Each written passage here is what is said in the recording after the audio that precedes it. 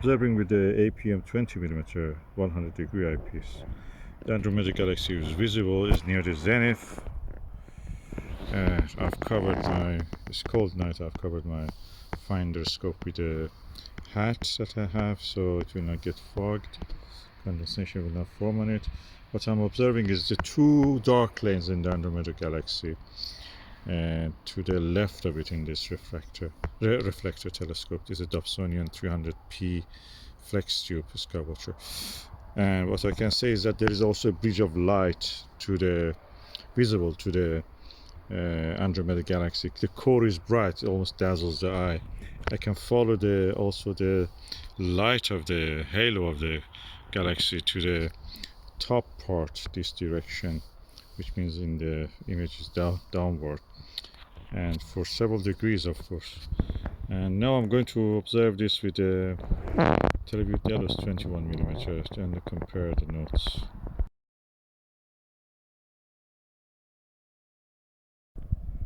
Okay, I'm now using the Televue Ethos 21mm. I mentioned Delos probably, but that was wrong. It's Ethos. And my first impression is that first thing is that it's parafocal with the APM 20mm. Second thing is that when I looked through the eyepiece, the field of view was a slightly wider, magnification less, so because it's 1mm longer in focal length. The sky background was less dark, the contrast was a bit less, and the rest of the things were similar. I'm surprised.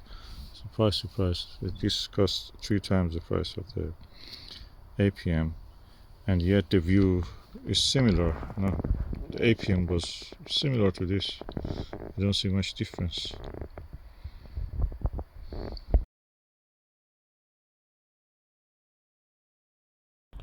I can see same details, 2 dark lanes which mark the spiral arms of the galaxy. The brightness of the core of the galaxy is same, slightly less. In the APM is almost dazzling. The core of the Andromeda galaxy was very bright, dazzling. This one is slightly less dazzling. And I can see the same 2 lines, 2 dark lanes, and the halo from the M110 to the M31 was a little bit less visible. Is there, but you have to look for it. What is impressive is that it starts from the corner to the end are sharp and clear. In the APM, in the center, I can say around 60% of the center, 65% of the view is clear around the stars. The rest of it, when you get near the corner, gets a little bit elongated. So I think that's probably is a little bit coma mixed up with the astigmatism. But this one is corrected, well corrected for that. I'm going to observe more and just report on the rest of the results.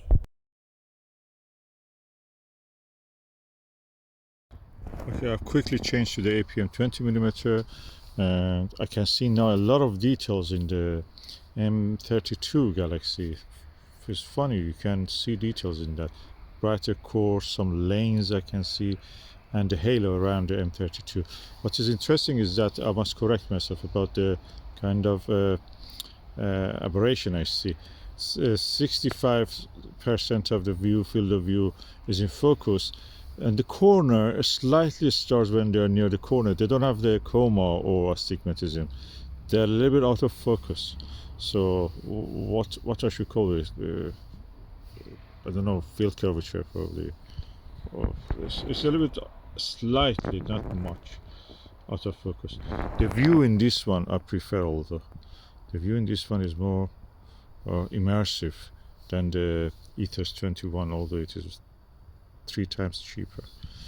Let me just go remove the eye guard from the Ethos, which I added, and actually practically that made it a little bit less field of view on that. So I'll remove the eye guard and then come and see it with this one. Okay, now I have removed the eye guard and put the rubber eye cup back. The view is more immersive as much as the APM 20mm. the magnification is slightly less. You can see, you can notice that it's a little bit less magnified, and the contrast, that means, also is a little bit less. Now I can say that the same effect as I see on that, of course less in this one. The stars are a little bit tighter, but from up to 70% of the field of view sharp. Then when you reach 70, up to the edge is a little bit less. Then near the edge, 5% near the edge, it just image gets mushy. The stars get a little bit, out of focus. So this slightly the image quality in that sense better, being everything in focus for most of the field of view, slightly better than the APM 20mm, and but because of the higher magnification in the APM, the contrast is better, the visibility, the clarity of the view is, that's what I prefer in that one.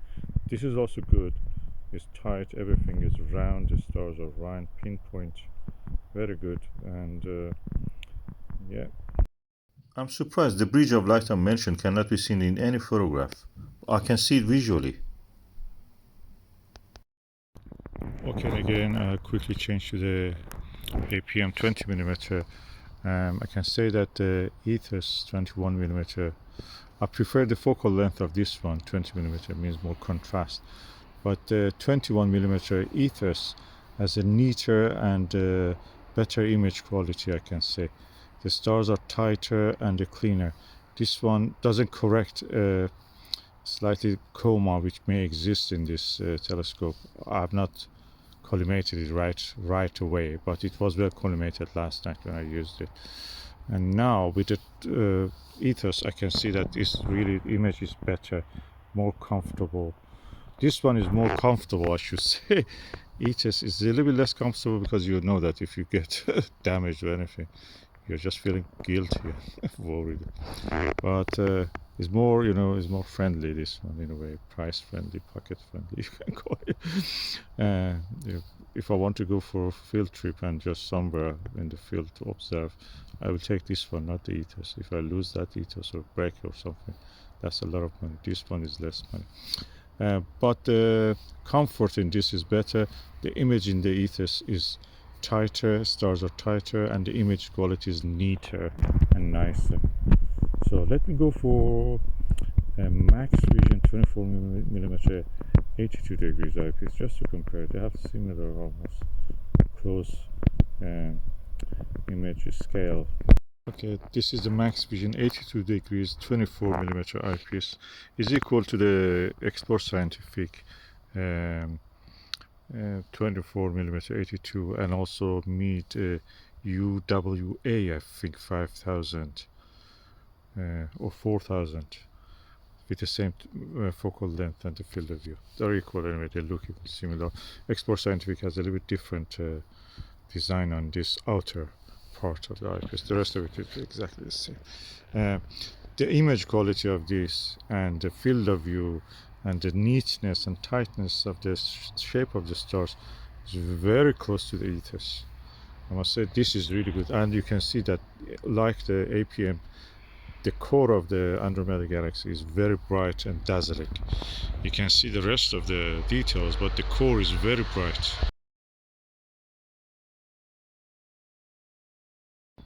Wow. On this one, what I can confirm is that now I can see a star cloud, one of the biggest star clouds of the Andromeda galaxy, one of the arms of it, is to the side that M32 is located, but the opposite side of the in the lower part. If that M32 is there, that star cloud is there, and the core of the galaxy is there. And then if you go down here, that will be M110. So really impressive, and the dark lanes will be here. Really impressive. I can see so much details with this. These are more visible, easier visible in this one. Let me just see if I can see that same detail in the Ethos 21. I'm back again in the Ethos 21mm. Wow, I can see not only that star cluster, another a star cluster, I should say, a star cloud. Another star cloud also I can see, and I can see some spiral pattern in this side, not this side, that are two dark lanes. On this side also I can see some dark, very finer dark lanes which define the star clouds and the halo, kind of a spiral shape. I don't know, I'm imagining things. I'm seeing a lot more. I know that those halo which connects the M31 to the M110 is actually very difficult to even visible in the 17 hours of integrated photograph exposure time, but visually I can see that. That's easy. Yeah, wow, this is the closest thing to that to that Expo Scientific. Let me use the Nagler Tape 5 31mm, just see how it is.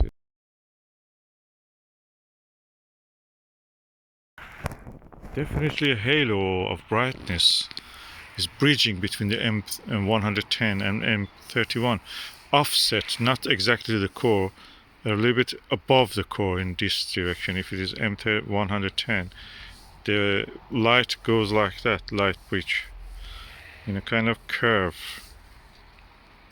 It's amazing. I can see these things. No photograph can show that as clear as this. Okay, this is the Televue Nagler 31mm tape 5. Wow, that's image quality is this one. The field of view is bigger. I can see the extreme end of the galaxy's halo, and to the I see so much detail. My brain cannot really grasp all of that. It's only you can catch it probably in the photograph, but there's so much detail, so much dark lanes all over the place in the halo even. Not just two dark lanes here, all over the place. Is it because I'm familiar with the shape of it? I'm just imagining things, or no, they're there. I can see it. And two star clouds that I mentioned are here and there. They are completely visible. Now I can see it.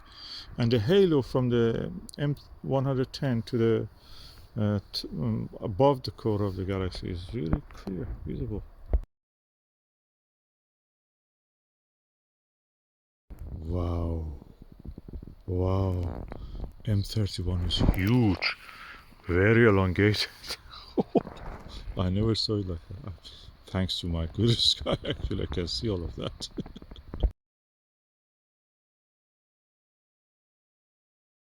Okay, now I put the 40mm 68 degrees field of view Maxvision, which is equal to the Expo Scientific, and the meat of the similar specification. The image quality, the neatness and tightness of the stars is very similar to Ethos and Nagler, and but because the field of view is so huge, magnification is so low, the sky background actually increases the brightness of the sky, and you lose some detail in that. The contrast is less. Of course, you see the same details if you look for them because you know they are there, but they're not as easy as Nagler 31, which was amazing. And when you go down to the 24mm Explore Scientific, again 82 degrees, amazing, beautiful. And yeah, in the Ethos, yeah, good, but I don't think that is as good as the Nagler in my view. Yeah, I will just put it now, just to come back to it, just to see how I feel.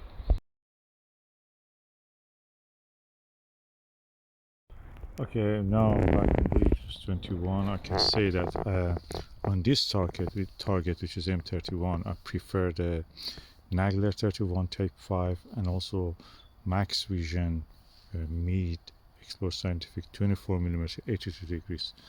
They're more, they have less magnification than this. I cannot get the whole galaxy or the parts that are visible there. They're there. You have to just move the telescope to see them.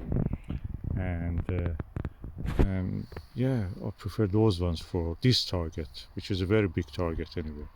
It's a very expansive and large target in the sky. Angular diameter of it is really huge. Let's just go for another target. Now I'm using again the same eyepiece, Televue Ethos 21mm, looking at the double cluster Chi and Kappa Perseus, or Chi and Perseus, yeah. And that's a double cluster. One of the double cluster parts has a series of stars which look a little bit slightly like an octopus, or you can say like the Egyptian symbol, like a tie. And I can see a lot of stars in that asterism.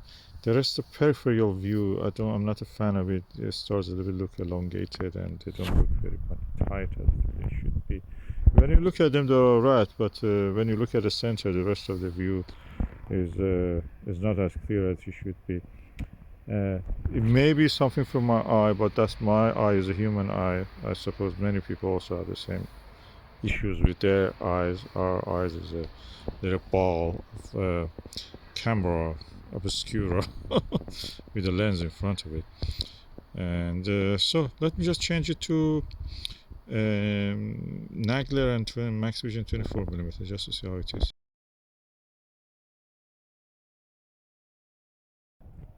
Okay, this is the Maxvision 2482 degrees equal to explore scientific and meet eyepieces of the same focal length and field of view. The same problem with the peripheral elongation of this. So this is a very challenging target, this double cluster. But I can say that the numbers of the stars and the tightness and the focus of them in the Ethos was better than this. I'm going now to change it to the Nagler 31. Wow, none of the problems that I mentioned with the Ethos and the Ethos 21 and the Maxvision 2482 doesn't exist in this. Peripheral vision is as clear as the center, the same tightness and neatness and numbers of the star as the Ethos 21. So this is thumbs up for this Televue Nagler 31. Is a good eyepiece.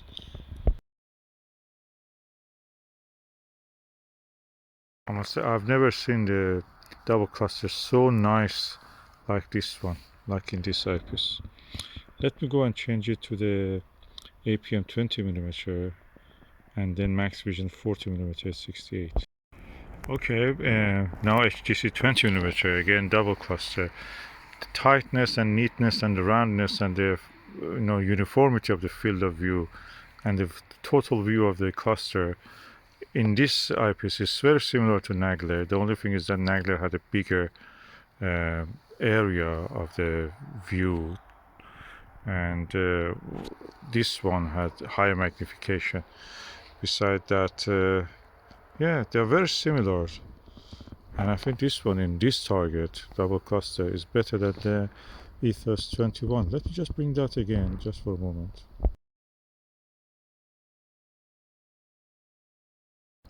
Okay, I'm now in the Ethos 21mm just to prove that, and I'm looking at the double cluster. The field of view is slightly wider than the 20mm APM, and the stars are tight, but the peripheral view has again that kind of extension of the shape of the stars. Which one I prefer? I think this is equal to APM, or APM has an edge on this target to the Ethos 21, to my eye, with this telescope.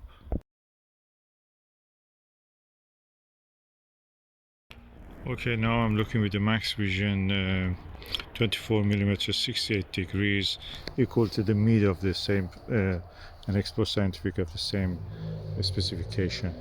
I can say that the view is only second to the, on this target, which is double cluster, second to the Nagler 31, which is 31mm type 5. This is a big target, of course, it's a very extended target, and visibility of it is best to in the lowest magnifications. So if I want on this target categorize, Televue Nagler 31mm type 5 comes first, second comes Maxvision 40mm 68 degrees, third comes the APM APM 20. I was thinking that should I say the Maxvision 24mm. Anyway, Maxvision 2mm also a little bit better or similar to the Ethos 21, which comes the last. in this target. I'm surprised by that. Mom, I said that Nagler 31 is a good eyepiece. It's probably the best eyepiece in this range. In this band, field of view and magnification, and on these targets, extended targets, big targets.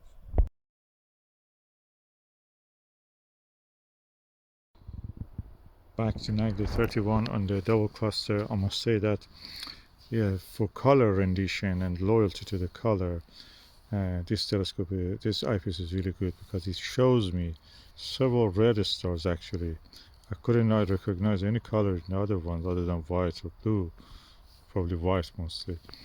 And in this one, I can see some redness in some of the stars in this cluster, so that's really good. This is one of the best eyepieces. Let me go on the plates. Again, Nagler 31mm, and I can see that the plate is very good. Not as good as the times I used the normal achromat refractor, and but it's good. It's good. I can see a lot of mobility around the stars also in this cluster. Okay, Ethos 21 on the plates. You can see the image quality on this one very similar to Nagler 31.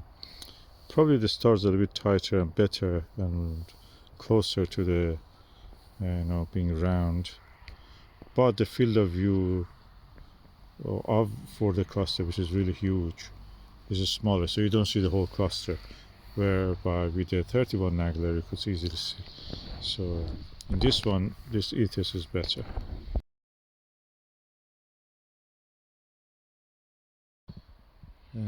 Okay, the seeing has been a little bit deteriorated. There is a thin layer of haze in the sky, so all the details I could see back in the M31 are now invisible. M31 is yet there, but it's like a normal night. So nothing interesting for me, so I'm packing up and going. Okay, I'm now back indoors. My assessment of the Televue Ethos 21 is that it's not the eyepiece that worth at the moment is 769 with the postage and everything. 781. It costs almost £800. You can buy a big double door fridge with that money. Does it worth? No. APM will do similar to this, and Explore Scientific 82 degrees 24 will actually equal this. A better eyepiece than this and that Explore Scientific or Maxvision or Meet equal to this Maxvision 2482 is the Nagler, Televue Nagler 31mm. This is not a bad eyepiece, it's a good eyepiece, but it doesn't worth that price. The price of it should be at the most 1.5 times of the APM, not more. And it's quite heavy compared to that one. Definitely doesn't worth that much. Am I going to sell it? No. Spent a night in very good conditions. The sky condition was really good. With these 5 eyepieces under Skywatcher, Skyliner, Flextube 300p reflecting Dobsonian telescope. And I found that on those 3 targets that I observed, Pleiades, Andromeda galaxy, and a double cluster in Perseus, Televue Nagler Tape 5 was the best. Closely matching that was the Maxvision 68 degree 40mm eyepiece, which is equal to Meet and Explore Scientific of the same specification. And then probably I should put this after that Nagler, so I put them close to here. This was really good also, surprisingly. 24mm Maxvision 82 degrees eyepiece, equal to Meet and Explore Scientific of the same specification and probably look in the same look with the Meet. Then comes to the 100 degree eyepieces. I don't have any difficulty in seeing the field of view with the 100 degree eyepieces. I'm using them all the time. I have the lower magnification, I have the Skywatcher myriad version, I have the APM, and I have the Ethos. Now Ethos 21 here was used. So my judgment was that Ethos 21mm is not the best eyepiece that it is advertised to be. In my experience and in the targets that I saw and the exceptional night I spent with them, it was very closely matched by APM HDC 20mm eyepiece. And if it was me and I was going to spend again the same money, I would go for the APM. That gives me the better view, more comfortable, and it was cheaper also. If I could find a Myriad, Skywatcher Myriad 20mm one, I would definitely grab that instead of this one, but it's not available. You can buy it from AliExpress in China. That one, because you can actually rest your eye on it, is like this Maxvision ones. You can actually rest your eye on it and it gives a reference point for you. Ethos is not a bad eyepiece. Don't take me wrong. It's not a bad eyepiece, but it's not much different to what you can get with the APM or Myriad. And the performance on this ones and the comfort of viewing and everything was better in this series of eyepieces. So that comes to me the last. Probably Ethos, because of the cost factor, comes the last also. So if you want to, based on your judgment for purchasing this, I must say that the best one is the Nagler. Then there's Maxvision one and Export Scientific and Mead one. 68 degree and 82 degrees are really good. These are, I don't have difficulty with the 100 degrees, but these are good, but not the best. I could have a better view with the Nagler and this other two. Just after using these eyepieces, the weather was so clear near the morning, early down, that I just couldn't resist. I went and took these giant binoculars, which is 20 by 80. I bought it second hand for around £60 some years ago.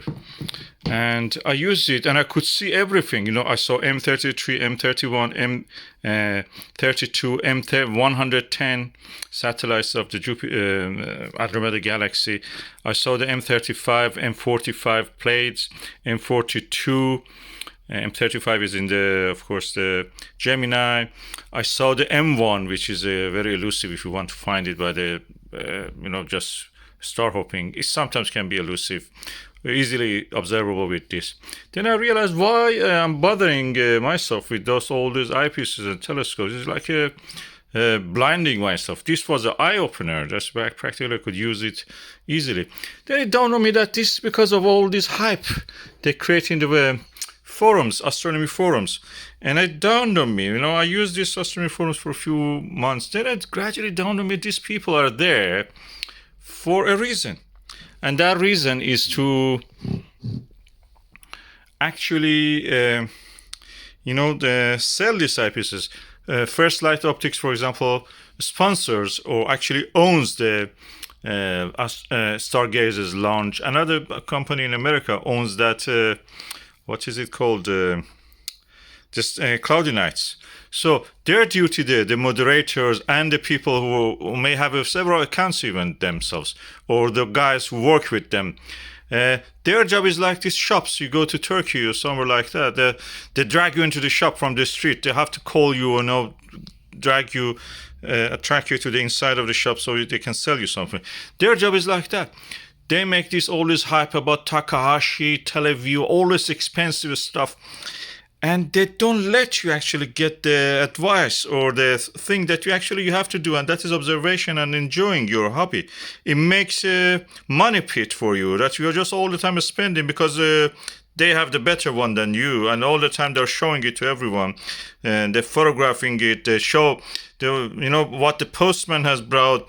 Look at my case full of eyepieces, expensive eyepieces. This is the way they trick the people to come actually spend money, when actually you could do better than that with a binocular. I also have a 750. When I was younger, I used to have 1240, and I could see all the Messier object with that 1240, which was a Russian Zenit binocular. This one is Swedish, I think, or English or whatever. Helkinson, so it must be Swedish. And I could do all of that. You know what I need with this? Just a sunbed so that I can lay down in it and hold this in my hand. If I want to, have a more restful experience, I just use a lighter one, a smaller one, 750. And that's it. That's all that you need. All of these practically expensive stuff, they don't give you any more joy than using your own. Great amateur astronomers like James Alcott, the guy who discovered a lot of comets, all the time they were using binoculars, and they were using it inside the can you believe it, inside the conservatory, from within the, looking through the sky from the within a double glaze, through a double glaze window glass. They were looking at it. They didn't need any of this expensive stuff. These things came since the first light optics and other things decided to, push up their sales. They have accomplices in this, the moderators, if you look at them. One of them actually get kicked out because he was not doing it. John Huntley, if you look in the Stargazer's launch, John was one of the greatest moderators. And he started using actually the names of the brands. And then he was kicked off for whatever reason it was. Then he stopped using name brands, but he was active in the forum after that, even just on his own. Probably he couldn't tell to his family that he has been kicked out. He's an old man, he's retired. And with the disgrace, they kicked him out. And he had to, pretend that he's there. But he stopped using the names. And he was also telling to them, look, you make all these things about Takahashi, and it's just a refractor, 80mm refractor, 100mm, 120 aperture size refractor. They're not any better than a Dobsonian. They cannot be better. They cannot be really highly better than a achromat or a Fraunhofer telescope like this red star wave. And that was it. They insulted him in a very bad way over the mount by the Rowan Astronomy, I think AZ-75. He was suggesting that for the test, they should actually have included some slow motion controls. Those guys were one of them called the Stu. He is a real bully, and the other one is Grant. They started to actually insulting him in a way.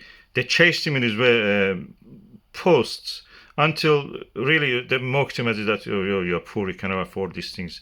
This kind of things, the behavior they do. And he has to give up, and I've not seen him for a while now. He's not active anymore, although he was a moderator in the past. This is very nasty, don't fall into the trap of spending money. A binocular serves you better. This is my advice to you. By the way, the John, his real name is John Huntley. In the Cloudy Nights American Forum, he comes with his real name, John Huntley. But in the Stargazer's launch, he was a moderator under the name John. And he has reviews of the many eyepieces, including, for example, Skywatcher Myriad, the Skywatcher SWA. Look for this, you will see that he has compared the Myriad 20mm with the 21mm Ethos, and practically thought they're not much different. I wish I would listen to his advice. And that's what everybody else also says. Practically APM 20mm is equal to the Skywatcher Myriad in the mechanical build or anything. This is the same as the Ethos practically. Just Ethos wants to be, snobbish. They make it 21, so standing out. Like 30, everybody makes 30mm now, 82-degree eyepieces. Al Nagler decided to make it 31, so it's standing out. These are all marketing tricks. John, he's not there anymore, as far as I know. Yeah, get one of these, and you will not need all those eyepieces, because the eyepiece is just one part of the thing. And in here you have this eyepiece, and this gives you gave me actually the biggest field of view I could see. M33 was shining, dazzling. With the telescope, even with the Nagler, it's just nothing more than a little bit fuzz. But with this, you could actually see it. And M31, M32, and M110, all this that area was full of this, the deep sky objects.